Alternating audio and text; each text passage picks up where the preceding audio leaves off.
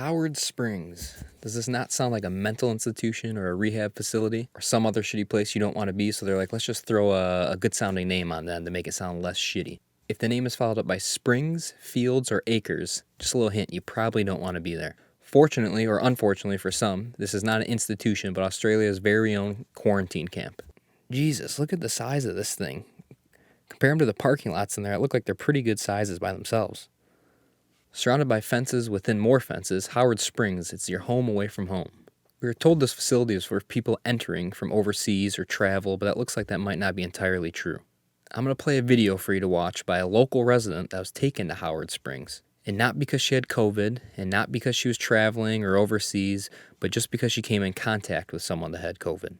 The reason this video is so shocking is because the local media has said staying as if it was like some privilege or some vacation. Take a look at this video and tell me if it looks like it's a vacation to you. So what's the go?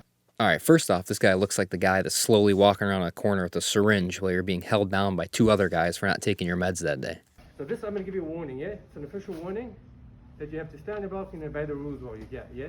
Next he says you have to stay on your balcony while you're here.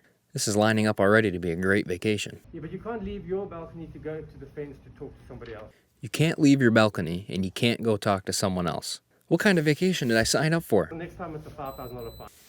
A $5,000 fine for leaving your balcony? We don't want to do that. It's a $5,000 fine if what? $5,000 fine. If you breach again. If I walk out onto that path. This is like one of those games where you have to put your hand on the prize, and if you take it off, you lose. But in this case, if you take your hand off, you actually owe them money. For anyone wondering and saying, oh, well, this is just Australian dollars, that actually converts to $3,500 US dollars. That's a hell of a fine for leaving your balcony. Without your mask on, for no reason other than the laundry. Okay, I take it all back. You're allowed to go to the laundry room. This actually ain't that bad.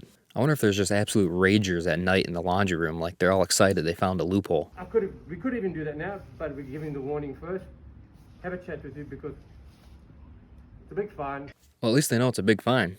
The best part about all this is she tested negative 3 times on 3 separate days, yet she still had to stay there for 14 days. Now, people are comparing these conditions to Auschwitz, and obviously that isn't true. However, that does not change the fact that these people are being forced to stay there against their will with super strict conditions and rules. These shacks are single rooms with no internal connecting doors that they are forced to stay at for 14 days, and if they want a sun or anything like that, they can go out on their patio and stay between 2 yellow lines. Try staying in your bedroom for 14 days straight, and if you want a sun or anything like that, well, you can just jump out and stand right next to your window. That's about the equivalent of this. There's an interview with her on a channel called Unheard if you want to learn more about her stay and watch the full interview they give with her. She also explains how authorities found her by finding a video of her riding her scooter, took her plate number, showed up at her house, and took her to a once-in-a-lifetime vacation, just for coming in contact with someone with COVID. If you had no idea what has been going on for almost the last 2 years and you've seen this, you would think that we have some type of disease or virus going around that has a 70% fatality rate.